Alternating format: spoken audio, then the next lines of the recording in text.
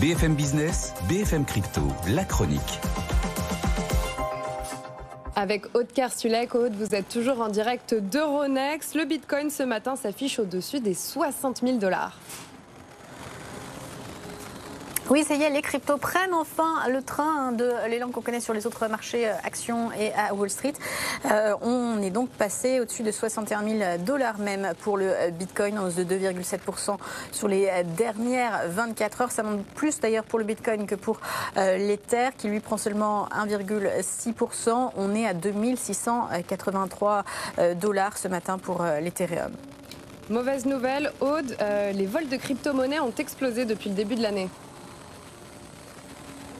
En valeur, ce sont plus de 10 millions de $ qui ont été volés en 7 mois, soit plus 80% selon un rapport de la société Blockchain Chain Analysis. Après une année 2023 en fort repli, c'était aussi peut-être ça l'anomalie. Pas de changement dans la sécurité de l'écosystème. Ce qui attire les voleurs, c'est la valeur des biens volés.